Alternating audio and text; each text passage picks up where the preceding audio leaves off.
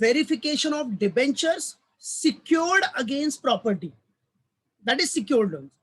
भाई अगर कहीं पे सिक्योरिटी आ गई तो that is what secured loan ना। If there is a security then that is known as what secured loans, है कि नहीं बेटा। तो वही चीज है कि verification of debentures secured against property. Debentures क्या है, क्या बताया मैंने, डिबेंचर इज अ लाइबिलिटी। भाई कंपनी डिबेंचर इशू करती है तो पब्लिक से उसको पैसा मिलता है। कंपनी ने डिबेंचर इशू किया, पब्लिक से मिला पैसा, तो पैसा जो मिल रहा है वो कंपनी की क्या हो गई, लाइबिलिटी हो गई ना।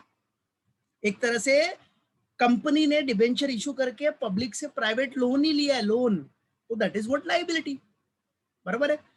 अब जो पैसा लिया उसके अगेंस्ट कुछ सिक्योरिटी देना पड़ता है। तो आपने कोई प्रॉपर्टी जैसे प्लांट एंड मशीनरी, स्टॉक, कुछ भी हो सकता है, आपने सिक्योरिटी पे रख दिया, ठीक है।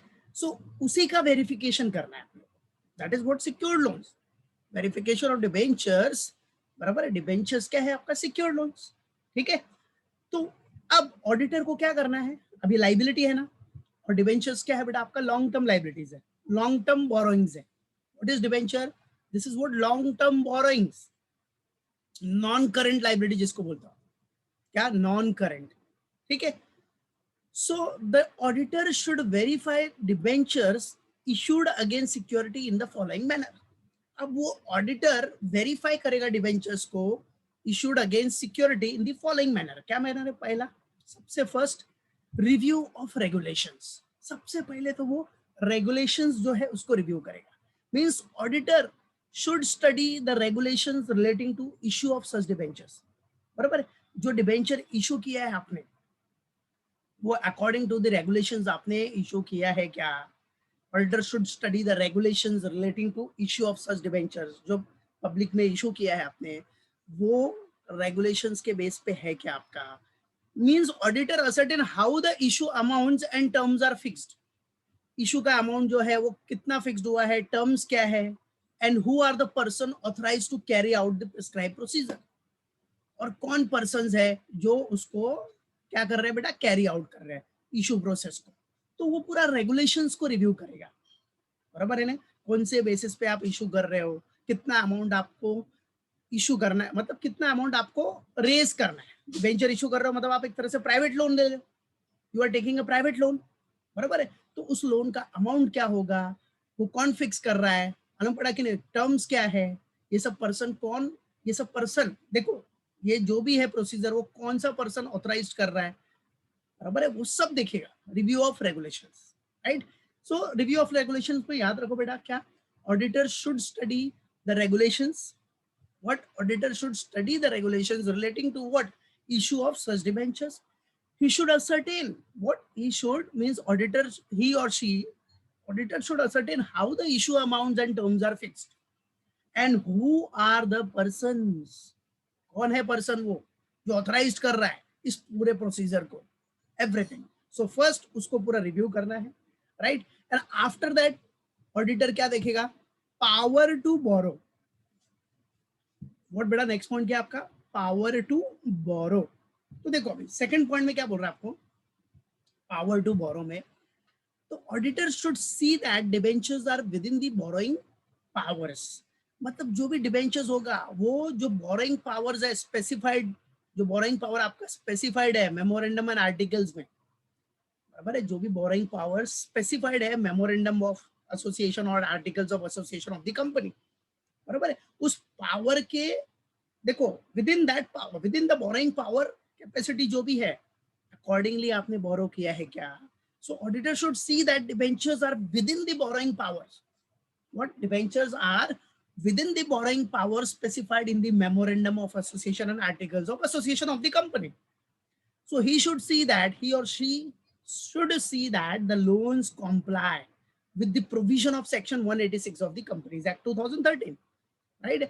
मतलब आपकी जो कैपेसिटी, आपका जो पावर है बोरो करने का, उस लिमिट के अंदर आपने बोरो किया है कि नहीं, तो वो पूरा स्पेसिफाइड होता है, राइट। वो पूरा स्पेसिफाइड होता है और ऑडिटर को देखना है कि जो भी law rules regulation provisions of companies act वो फॉलो हुआ है कि नहीं, वो कॉम्प्लाई किया है कि नहीं, राइट।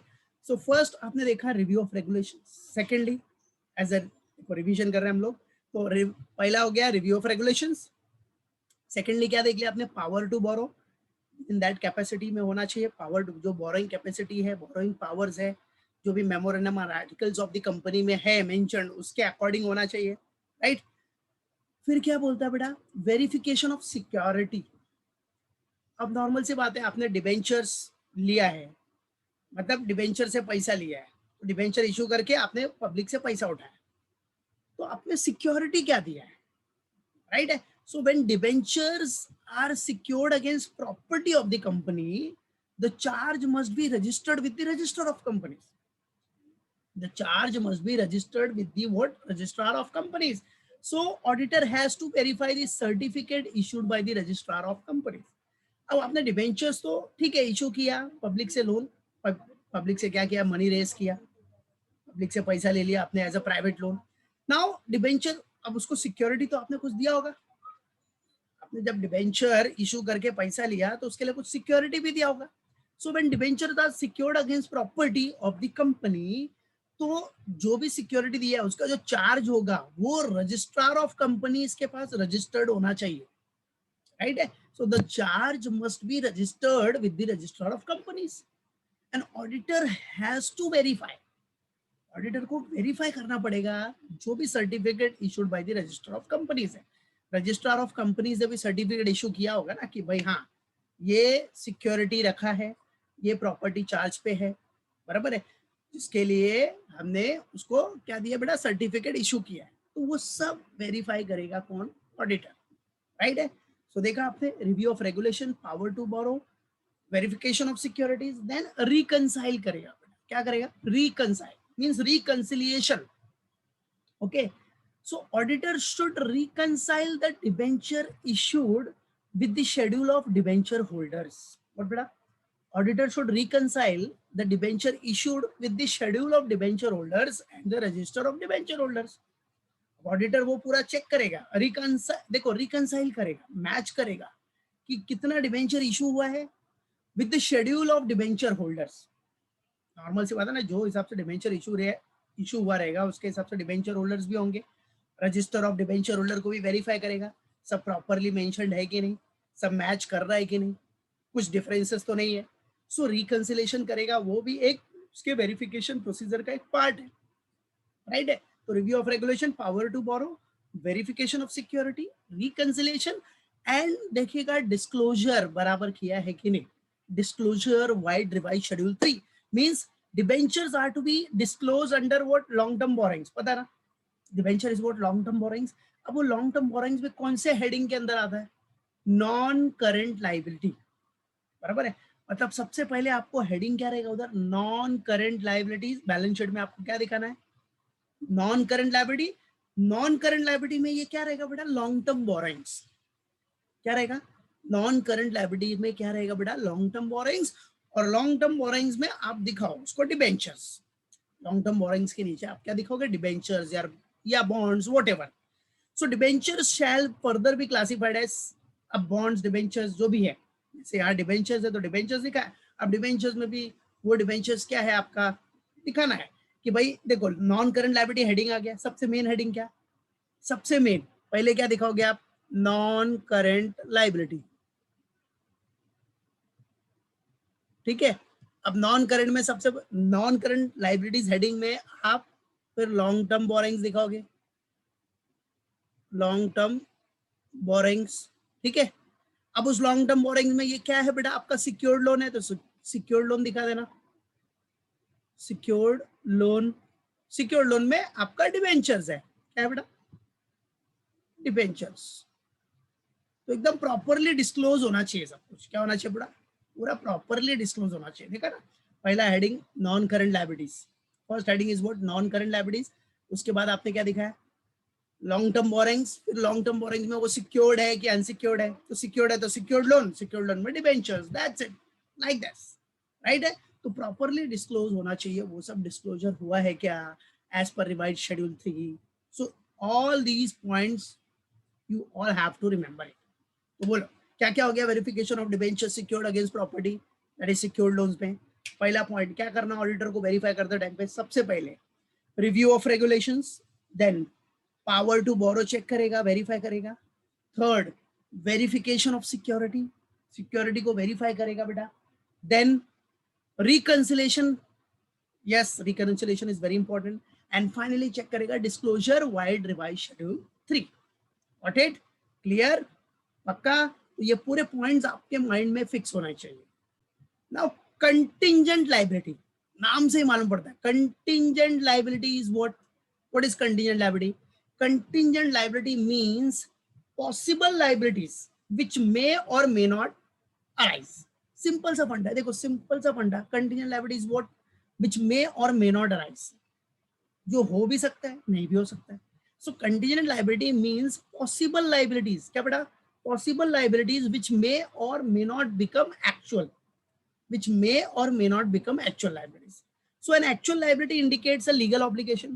अब actual liability क्या होता है? वो legal obligation आपको पे करना ही है, while a contingent liability indicates what? An uncertain liability. ये contingent liability क्या है बेटा आपका? एक uncertain liability which may or may not arise. तो ऑडिटर क्या होता है बेटा? ऑडिटर क्या करता है कि जब भी वेरीफाई करेगा ना, तो कंटिंजेंट लायबिलिटी का भी सब कुछ क्या करेगा? चेक करेगा कि कंटिंजेंट लायबिलिटी उसने क्या दिखाया है।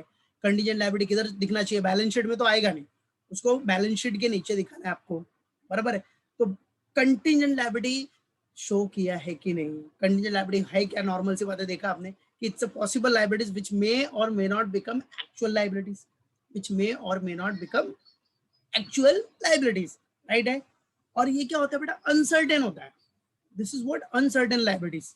एक्चुअल लायबिलिटी आपका लीगल ऑब्लिगेशन है, but contingent liability is not a legal obligation, it's an uncertain liability. Example भी है, कुछ एग्जांपल दिए मैंने इधर जो कि आपको बैलेंस शीट के नीचे दिखाने हैं। तो एग्जांपल्स ऑफ कंटिंजेंट लायबिलिटीज में क्या हो गया? बराबर है? एग्जांपल्स ऑफ कंटिंजेंट लायबिलिटी में क्या हो गया? बैलेंस शीट के बाद दिखाने का, ये सब कंटिंजेंट लायबिलिटी क्या? बैलेंस शीट के बाद, ठीक है? सो पहला क्या बोलता है? Legal suits against the company for violation of trademarks और patents, for pollution of environment, for selling defective goods. Simple सा फंडा, देखो अगर किसी ने कंपनी के ऊपर लीगल केस फाइल कर दिया तो वो कंटिंजेंट लायबिलिटी हो गया। कंपनी केस लड़ रही है तो केस या तो जीत भी सकता है या तो हार भी सकता है। हार गया तो लायबिलिटी अराइज हो जाएगी, जीत गया तो नहीं होगा। तो क्या हो गया? Which may or may not become actual liabilities, which may or may not arise, simple. तो लीगल सूट्स अगेंस्ट, जो भी लीगल सूट है against the company for violation of trademarks, patents, for pollution of environment, for selling defective goods, these all are the examples of what? Contingent liability, simple. Secondly क्या बोल रहा है? Liability as a member of a company, क्या बेटा? Liability as a member of a company limited by guarantee, ठीक है? अब liability as a member of a company, आप कंपनी के मेंबर हो लिमिटेड बाय गारंटी में, तो वहां आपकी लायबिलिटी भी क्या है बेटा? वो कंटिंजेंट है, बराबर है? विच may or may not arise. जब कंपनी ने बोला तो देना पड़ेगा, नहीं बोला तो नहीं देना है, right? Liability as a partner in a firm, same वही चीज, पार्टनर अगर हो आप किसी फर्म में तो वहां भी आपकी लायबिलिटी कंटिंजेंट हो जाती है, ठीक है? अगर बिजनेस गया, लॉस में गया, तो आपके घर से भी पैसा जा रहा है, बराबर है कि नहीं? तो यहाँ भी लायबिलिटी क्या है बेटा आपका? हो भी सकता है नहीं भी हो सकता है, नहीं हुआ तो नहीं जाएगा, right? Guarantee for loans taken by others, अगर आपने किसी बंदे ने लोन लिया बैंक से या कोई भी फाइनेंशियल इंस्टीट्यूशन से, बराबर है, उसके लिए गारंटी आपने दिया, ठीक है? अब समझो फ्यूचर में वो बंदा डिफॉल्ट करता है तो आपकी लायबिलिटी अराइज हो जाएगी, बट अगर नहीं डिफॉल्ट करेगा तो नहीं होगी। तो विच may or may not, which may or may not become actual liability, that is what contingent, समझा? जो हो भी सकता है नहीं भी हो सकता है, वही होता है अपना contingent, समझा? which may or may not become actual liabilities, that's it, समझे कि नहीं? मालूम पड़ा? that is why we can say that contingent liability means possible liabilities which may or may not become actual liabilities, याद रखने का, समझा? मालूम पड़ा? अभी कंपनी में भी अगर आपने समझो कंपनी के शेयर होल्डर हो, पार्टली पेड अप शेयर्स लिया, बराबर, मतलब आपने पूरा पैसा पे नहीं किया, ठीक है? तो जो अनकॉल्ड अमाउंट है, uncalled amount on partly paid up shares, वो भी तो कंटिंजेंट है। कंपनी को जब जरूरत रहेगा वो कॉल कर सकता है ना आपको, कि भाई चलो पेमेंट कर दो पैसे का, these all are what contingent liability का एग्जांपल है बेटा। क्या बेटा? कंटीजेंट लायबिलिटी का एग्जांपल, बराबर है। सो वो याद रखना बेटा, मालूम पड़ा कि नहीं? So there are so many examples, याद रख।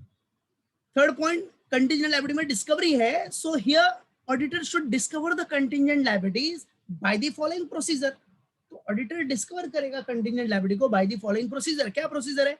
सबसे पहला, whether the company has followed up last year contingent liabilities. Company ने फॉलोड अप किया है क्या? लास्ट ईयर का जो कंटीजेंट लायबिलिटी था उसको कंटिन्यू किया है क्या? And commitments and updated the same. जो भी कंटीजेंट लायबिलिटीज एंड कमिटमेंट्स है, कमिटमेंट भी एक तरह से आपका कंटीजेंट लायबिलिटी है ना। एंड अपडेटेड द सेम, उसको अपडेट किया है कि नहीं, क्योंकि लास्ट ईयर में था, अगर नहीं अराइज हुआ है तो कंटिन्यू रहेगा। So whether the company has followed up last year contingent liability and commitments और अपडेटेड द सेम, या अपडेट किया है क्या, जो भी होगा। सेकेंडली क्या, whether the following records are verified in detail to identify contingent liability. अब ऑडिटर को क्या करना है? रिकॉर्ड्स को वेरीफाई करना है इन डिटेल में। कौन से रिकॉर्ड्स? देखो, मिनट्स ऑफ बोर्ड, जो बोर्ड ऑफ डायरेक्टर्स का मीटिंग हुआ रहेगा कमिटीज का, उसका मिनट्स वेरीफाई करेगा रिलेटेड टू ये सब कंटीजेंट लायबिलिटी से related. Sales and purchase contracts for liquidated damages penalties. तो जो भी सेल्स एंड परचेज कॉन्ट्रैक्ट है फॉर लिक्विडेटेड डैमेजेस पेनल्टीज, ये डैमेजेस पेनल्टीज आ गया मतलब क्या? कंटीजेंट लायबिलिटीज हो गया ना, पेनल्टीज भरना पड़ सकता है, damages. So these all are what contingent liabilities, है कि नहीं? बराबर। फिर देखो क्या रिकॉर्ड वेरीफाई करेगा इन डिटेल में? इनकम टैक्स का record, GST records and assessment orders, वो वेरीफाई करेगा कहीं उसके बेसिस पे तो आपको कुछ पेनल्टीज ये सब तो नहीं है।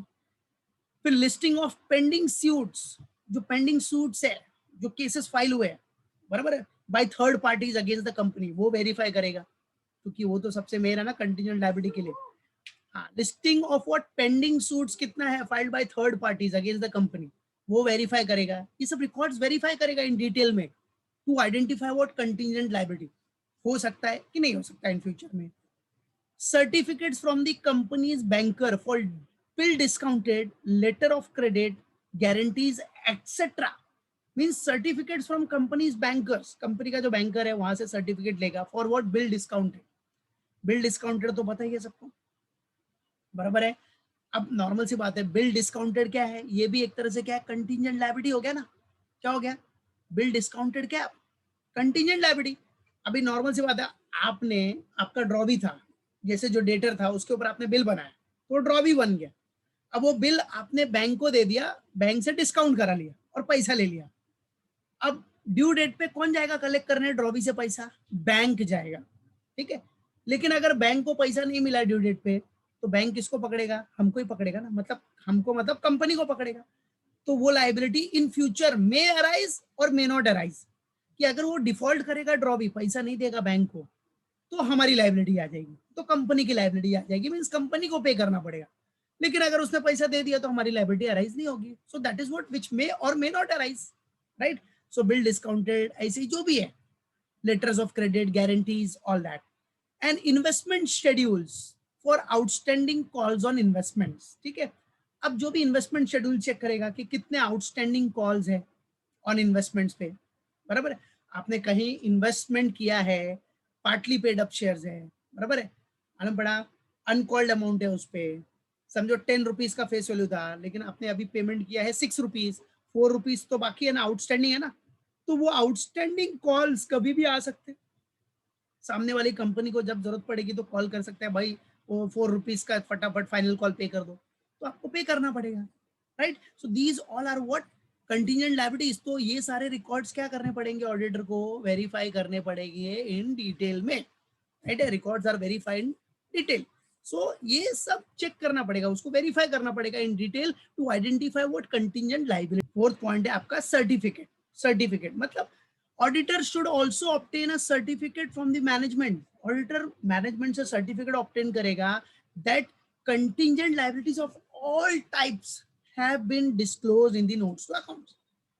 वो मैनेजमेंट से सर्टिफिकेट लेगा कि भाई आपने जो कंटीजेंट लायबिलिटीज है ऑल टाइप्स का वो डिस्क्लोज किया है ना नोट्स टू अकाउंट में, तो मैनेजमेंट से भी सर्टिफिकेट लेगा, वो तो जरूरी है रिटर्न सर्टिफिकेट लेना, ठीक है। उसके बाद disclosure, disclosure under disclosure vide revise schedule 3। अब देखो डिस्क्लोजर किधर करते हैं हम लोग, कंटीजेंट लायबिलिटी का, नोट्स टू अकाउंट्स, मतलब बैलेंस शीट में नहीं आएगा, बैलेंस शीट के नीचे आएगा। So contingent liabilities and commitments to the extent not provided for, क्या बेटा, to the extent not provided for shall be disclosed in the notes to accounts, बराबर है। so contingent liabilities and commitments shall be disclosed in the notes to account, बराबर है, वो notes to account में show करना है, बराबर। Like जैसे contingent liabilities shall be, contingent liabilities आपका shall be classified as what, जैसे कोई भी क्लेम आ गया कंपनी के ऊपर, बराबर है, नॉट एक्नॉलेज एज डेब्ट, तो क्लेम आ गया तो वो देना भी पड़ सकता है, नहीं भी देना पड़ सकता है, विच मे अराइज और मे नॉट अराइज। गारंटी भी आपका वही कंटीजेंट लायबिलिटी है जो कि पहले भी बताया। Other money for which the company is contingently liable, और कोई भी ऐसा अमाउंट जिसके लिए कंपनी के ऊपर इन फ्यूचर लायबिलिटी अराइज हो सकता है, ठीक है, तो वो सब नोट्स टू अकाउंट्स में दिखाना है। तो contingent liabilities and commitments, commitments तो पता है वो वही सेम है बेटा, कमिटमेंट्स कि भाई estimated amount of contracts remaining to be executed on capital account and not provided for। अब जो भी एस्टिमेटेड अमाउंट ऑफ कॉन्ट्रैक्ट्स है जो रिमेनिंग टू बी एग्जीक्यूटेड, जो एग्जीक्यूट करना बाकी है ऑन कैपिटल अकाउंट, वो आपका क्या है बेटा, कमिटमेंट्स है, उसको आपको पूरा करना है, बराबर है। तो कमिटमेंट्स, सो भी estimated amount of contracts remaining to be executed on capital account और आपने उसको प्रोवाइड नहीं किया है, सो that is also a contingent, मतलब कंटीजेंट लायबिलिटीज एंड कमिटमेंट्स के पार्ट में आ जाएगा। अनकॉल्ड लायबिलिटी ऑन शेयर्स, बताया मैंने, अनकॉल्ड लायबिलिटी ऑन शेयर्स, बराबर, जहां तक आपने 6 रुपीज इन्वेस्ट, देखो फेस वैल्यू 10 था, 6 रुपए पेमेंट किया आपने, 4 रुपीज का अनकॉल्ड है, वो कभी भी आ सकता है आपके ऊपर, वो कमिटमेंट है आपका, भरना पड़ेगा। अदर इन्वेस्टमेंट पार्टली पेड, और जो भी अदर कमिटमेंट्स है, बराबर, तो वो सब आपका किस में आना चाहिए, डिस्क्लोजर वाइड रिवाइज शेड्यूल 3 में, कंटीजेंट लायबिलिटीज एंड कमिटमेंट्स, जिसको आपको किधर दिखाना है, बैलेंस शीट में नहीं, नोट्स टू अकाउंट्स में दिखाना है, बैलेंस शीट के नीचे दिखाना है, नोट्स टू अकाउंट्स में जो भी कंटीजेंट लायबिलिटीज एंड कमिटमेंट्स है वो नोट्स टू अकाउंट्स में लास्ट में आपको शो करना है, दैट्स इट, बराबर है। इसमें कंटीजेंट लायबिलिटीज एंड कमिटमेंट्स, बराबर है, दोनों मिला के देखा जाए तो सब आ गया ना, claims, guarantees, commitments, contracts remaining to be executed on capital account, uncalled liability on shares and other investments partly paid up, all this, बराबर है। तो ये सारे पॉइंट्स याद रखना बेटा, these all points are very important। तो कंटीजेंट लायबिलिटी का भी वेरिफिकेशन जब करेगा ऑडिटर तो ये सारी चीजें देखेगा। मीनिंग तो नॉर्मली आपको बताया मैंने कंटीजेंट लायबिलिटी के लिए, कंटीजेंट लायबिलिटी का आपको मीनिंग पता रहना चाहिए, उसके बेसिस पे वो सब स्टेप बाय स्टेप वेरीफाई करेगा कि सब कुछ है क्या, सर्टिफिकेट ऑब्टेन करेगा मैनेजमेंट से, डिस्क्लोजर्स, एवरीथिंग, राइट। सो ये सारे पॉइंट्स आपके माइंड में रहने चाहिए, याद रखना, सर्टिफिकेट तो ऑब्टेन कर रहे हैं, डिस्क्लोजर के हिसाब से दिखाया है कि नहीं, बराबर है। डिस्कवरी करेगा, डिस्कवरी में भी क्या, वो पूरा डिस्कवर करेगा कि जो भी है कंटीजेंट लायबिलिटीज उसका प्रोसीजर फॉलो हुआ है कि नहीं। Auditor should discover the contingent liabilities by the following procedure, तो वो प्रोसीजर क्या है, उस प्रोसीजर के हिसाब से सब पूरा डिस्कवर करेगा, राइट। सो क्या करना है, auditor should discover the contingent liabilities by the following procedure, तो प्रोसीजर आपने देखा, followed up last year contingent liabilities, verify करेगा रिकॉर्ड्स को, बराबर है, मालूम पड़ा। और ये तो कंटीजेंट लायबिलिटी का नॉर्मल मीनिंग बताया मैंने क्या है, तो उसी के बेसिस पर सब ऑडिटर पूरा वेरिफिकेशन करेगा कंटीजेंट लायबिलिटीज का, ठीक है, मालूम पड़ा। तो ये पॉइंट्स जरा पढ़ के रखना, समझा, जिसमें आपको जो फर्स्ट पॉइंट था वो तो बेसिक पॉइंट था, कंटीजेंट लायबिलिटीज का एग्जाम मतलब मीनिंग बताने के लिए, ठीक है, ये फर्स्ट पॉइंट दिया, देखो this one, meaning and examples, right है। तो ये सब रहना ही है, वो सब ऑडिटर को पता ही है, नॉर्मल सी बात है, उसके बेसिस पे वो पूरा डिस्कवर करेगा, राइट है। उसके लिए क्या प्रोसीजर फॉलो करना है, क्या रिकॉर्ड्स वेरीफाई करना है वो देखेगा, सर्टिफिकेट ऑब्टेन करेगा मैनेजमेंट से, डिस्क्लोजर बराबर हुआ है कि नहीं वो देखेगा, राइट है, कंटीजेंट लायबिलिटीज एंड कमिटमेंट्स, बराबर है। तो ये सारे पॉइंट्स आपके माइंड में रहने चाहिए। फिफ्थ पॉइंट बहुत सिंपल है, फिफ्थ पॉइंट में है क्या, डिस्क्लोजर, मतलब आपको बैलेंस शीट में किधर डिस्क्लोज करना है, तो ये बैलेंस शीट में नहीं आता, बैलेंस शीट के नीचे नोट्स टू अकाउंट्स में दिखाते हैं, जितने भी कंटीजेंट लायबिलिटीज एंड कमिटमेंट्स है वो किधर दिखाते हैं बेटा, नोट्स टू अकाउंट्स, बराबर है, कि जो भी कंटीजेंट लायबिलिटीज एंड कमिटमेंट्स है उसको शो किया है कि नहीं नोट्स टू अकाउंट में, और कुछ नहीं है बेटा, जितना भी कंटीजेंट लायबिलिटीज एंड कमिटमेंट्स है वो डिस्क्लोजर आपने नोट्स टू अकाउंट में किया है कि नहीं, तो इट्स वेरी सिंपल, मालूम पड़ा कि नहीं, नोट्स टू अकाउंट में शो करना है और कुछ नहीं। तो जो भी कंटिजेंट लायबिलिटीज है, क्लेम्स, गारंटीज, कमिटमेंट्स, जो भी contracts remaining to be executed, right है, uncalled liability on shares, other commitments, वही सब है। तो वो तो नोट्स टू अकाउंट में दिखाना है। आप बैलेंस शीट बनाओगे ना, जब main balance sheet next year में आएगा, आपको जो कंपनी का बैलेंस शीट है कंपनी का, उसमें notes to account is very important. क्या वो बैलेंस शीट में नोट्स टू अकाउंट्स होता है, जिसको पूरा डिटेल में दिखाते हैं हम लोग, ठीक है। जैसे शेयर कैपिटल, सबसे पहला क्या आता है बैलेंस शीट के इक्विटी एंड लाइबिलिटीज में सबसे पहला क्या आएगा, शेयर कैपिटल। तो शेयर कैपिटल का नोट्स टू अकाउंट रहता है, बराबर है। नोट्स टू अकाउंट रहेगा, उसमें आप डिटेल में दिखाते हो कि कौन सा शेयर कैपिटल है, इक्विटी है, प्रेफरेंस है, राइट है। तो वो बैलेंस शीट जब आप सीखोगे ना पढ़ा, तो उसमें पूरा डिटेल में रहेगा उसमें। तो notes to account is a very important part. Notes to account very important part है। और ये जो कंटीजेंट लायबिलिटीज है वो बैलेंस शीट में नहीं दिखता, याद रखो। इसको सिर्फ आपको नोट्स टू अकाउंट्स पे ही दिखाना है। किधर दिखाना बेटा, नोट्स टू अकाउंट्स। तो ये सब ऑडिटर क्या करेगा बेटा, वेरीफाई करेगा कि कंटीजेंट लायबिलिटीज को भी प्रॉपर्ली आपने शो किया है कि नहीं, नोट्स टू अकाउंट में कितनी कंटीजेंट लायबिलिटीज है, फॉलोड अप हुआ है कि नहीं, एवरीथिंग। इसको पूरा अच्छे से रिवाइज करके रखो, ठीक है। तो ऑल द बेस्ट।